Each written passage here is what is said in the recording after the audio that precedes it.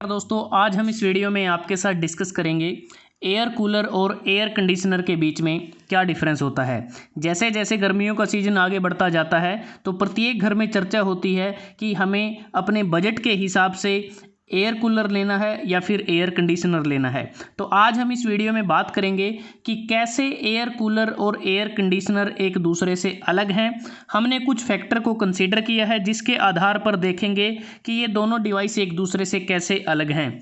अगर सबसे पहले बात करते हैं एयर कूलर की, तो एयर कूलर में हवा को इवेपोरेट करके हवा को ठंडा करने का काम किया जाता है। मतलब कि एयर कूलर में जो एयर की जो हीट है उसको रिमूव किया जाता है, जो इसमें इसके साइड में जो वाटर एब्जॉर्बेंट पैड लगे होते हैं उनकी मदद से। अगर हम बात करें एयर कंडीशनर की, एयर कंडीशनर एक ऐसा सिस्टम है जिसका डिज़ाइन हवा के टेम्परेचर को चेंज करने के लिए व ह्यूमिडिटी को चेंज करने के लिए किया जाता है, और यह हवा को ठंडी भी कर सकता है और हवा को गर्म भी कर सकता है। मतलब कि एयर कंडीशनर में जो एयर की कंडीशनिंग की जाती है वह एक रेफ्रिजरेंट की मदद से की जाती है। अगर बात करते हैं एनर्जी एफिशिएंट की, तो जो एयर कूलर होता है यह एसी के मुकाबले ज़्यादा एफिशिएंट होता है, और साथ में एयर कूलर के केस में जो इलेक्ट्रिसिटी की कंजप्शन है वो भी कम होती है। उसके बाद अगर हम बात करें एयर कंडीशनर की, तो ये कम एफिशिएंट होता है एयर कूलर के मुकाबले, क्योंकि इसमें जो इलेक्ट्रिसिटी का कंजप्शन है वो ज़्यादा होता है। अगर इफ़ेक्टिवनेस की बात करते हैं तो एयर कूलर की जो इफ़ेक्टिवनेस है वो सिर्फ कूल है, ये हवा को ठंडा कर सकता है, लेकिन जो एयर कंडीशनर की इफ़ेक्टिवनेस है ये हवा को ठंडी भी कर सकता है और हवा को गर्म भी कर सकता है। मतलब कि दोनों केसेस इसमें अवेलेबल हैं। मेंटेनेंस की बात करते हैं तो एयर कूलर के केस में जो मेंटेनेंस है वो बहुत ही सस्ती होती है। सस्ती मतलब कि ज़्यादा कॉस्टली नहीं होती।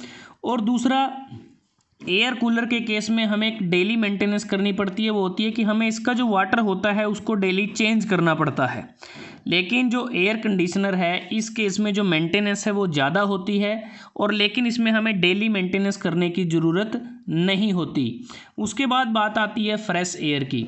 फ्रेश एयर की बात करें तो एयर कूलर से हमें फ्रेश एयर मिलती है, लेकिन जो एयर कंडीशनर होता है इससे हमें फ्रेश एयर नहीं मिलती।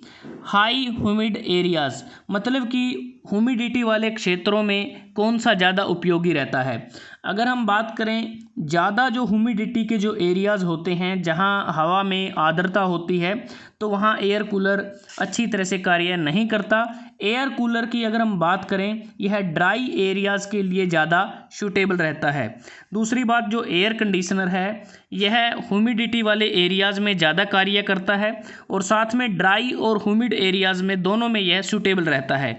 अगर हम बात करें जो एयर कूलर, अगर हवा में 65 से 70% से ज़्यादा ह्यूमिडिटी है तो उस केस में जो एयर कूलर है वो सूटेबल नहीं होगा, क्योंकि इसके कारण कुछ हेल्थ डिजीज़ होने की संभावना रहती है। लेकिन जो एयर कंडीशनर है ये ज़्यादा ह्यूमिडिटी वाले एरियाज़ में उपयुक्त रहता है, और इसको हम वहाँ यूज़ करते हैं जहाँ पर थोड़ी रेस्पिरेटरी जो श्वास लेने में अगर कोई दिक्कत आती है, वो ज़्यादा ह्यूमिडिटी वाले एरियाज़ में होती है, तो वहाँ ये उपयोगी रहते हैं। इंडोर और आउटडोर यूज़, जो एयर कूलर होता है इसको हम इंडोर में भी यूज़ कर सकते हैं और आउटडोर में भी यूज़ कर सकते हैं, दोनों जगह उपयोगी है। लेकिन जो एयर कंडीशनर है इसको सिर्फ हम इंडोर ही यूज़ कर सकते हैं, आउटडोर में इसका यूज़ नहीं करते। उसके बाद आता है इन्वायरमेंट फ्रेंडली, कि इन दोनों में से कौन सा डिवाइस इन्वायरमेंट फ्रेंडली है। जो एयर कूलर होते हैं ये ज़्यादा इन्वायरमेंट फ्रेंडली हैं, लेकिन जो एयर कंडीशनर हैं ये ज़्यादा इन्वायरमेंट फ्रेंडली नहीं हैं। उसके बाद बात आती है पोर्टेबिलिटी की। पोर्टेबिलिटी मतलब कि एक जगह से दूसरी जगह पर लेकर जाना। एयर कूलर को हम बड़ी आसानी से एक जगह से दूसरी जगह पर लेके जा सकते हैं, इसलिए ये ज़्यादा पोर्टेबल हैं।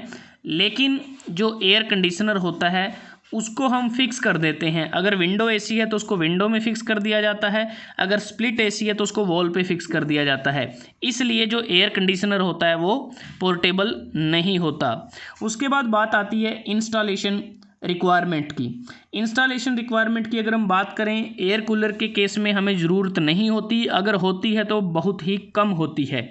लेकिन एयर कंडीशनर के केस में हमें इंस्टॉलेशन रिक्वायरमेंट चाहिए। बिना इंस्टॉलेशन के हम एयर कंडीशनर को यूज़ नहीं कर सकते।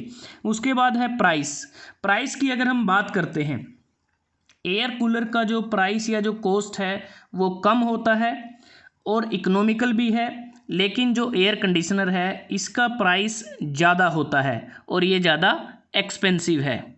उसके बाद बात आती है कि इन दोनों डिवाइसेस के एडवांटेज क्या हैं, डिसएडवांटेज क्या हैं। अगर एयर कूलर के एडवांटेज की बात करते हैं तो पहला तो यही है कि इसको इंस्टॉल करने में हमारी ज़्यादा कॉस्ट नहीं लगती और इसको बिना इंस्टॉलेशन के भी हम यूज़ कर सकते हैं। दूसरा, कूलर का जो ऑपरेट हम करते हैं वो भी ज़्यादा एक्सपेंसिव नहीं है। मेंटेनेंस इसकी बहुत ही आसान है, जो घर का जो ओनर होता है वो भी आसानी से इसको मेंटेनेंस इसकी कर सकता है और कूलर से हमें फ्रेश एयर मिलती है। अगर हम बात करें एयर कंडीशनर के केस में, एयर कंडीशनर को हम सभी सीजन में यूज़ कर सकते हैं, विंटर में भी और समर में भी। और प्योरीफिकेशन बेनिफिट हमें ज़रूर मिलता है एयर कंडीशनर में, लेकिन फ्रेश एयर नहीं मिलती, वो अलग बात है। और जो कूलिंग होती है एयर कंडीशनर में हम उसको कंट्रोल कर सकते हैं। और दूसरा कि जो इंसेक्ट हैं वो बाहर रहते हैं एयर कंडीशनर के केस में, और एयर कंडीशनर के द्वारा हम ह्यूमिडिटी को कम कर सकते हैं। अब बात आती है डिसएडवांटेज की। जो एयर कूलर हैं, जब ह्यूमिडिटी लोअर हो जाती है तो कूलिंग जो कैपेबिलिटी है, मतलब कि ह्यूमिडिटी अगर ज़्यादा है उस केस में कूलर अच्छी तरह से कार्य नहीं करता, क्योंकि जो एयर हम सप्लाई करते हैं कूलर के द्वारा वो ऑलरेडी ह्यूमिड होती है और कूलर को अच्छी तरह से रन करने के लिए हमें इसमें कॉन्टीन्यूस वाटर की सप्लाई करनी पड़ती है, जो इसके एब्जॉर्बेंट जो पैड्स होते हैं उनके माध्यम से।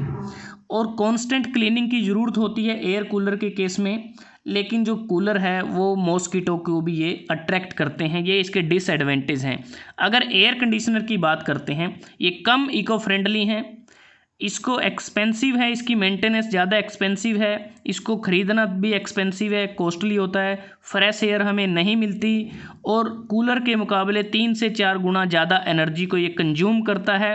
और कॉन्टीन्यूस ह्यूमिडिटी को कम होने के कारण हमारी जो रेस्पिरेटरी प्रॉब्लम्स इसके कारण हो सकती हैं। तो दोस्तों, आज हमने इस वीडियो में आपके साथ डिस्कस किया कि एयर कूलर और एयर कंडीशनर के बीच में क्या डिफरेंस होता है। अगर आपको ये वीडियो अच्छा लगा, आप इसको लाइक कर सकते हैं, शेयर कर सकते हैं अपने दोस्तों के साथ, स्टूडेंट्स के साथ, और चैनल को सब्सक्राइब करना ना भूलें। जल्द ही हाजिर होते हैं एक नई वीडियो के साथ, तब तक के लिए धन्यवाद। आपका दिन शुभ रहे।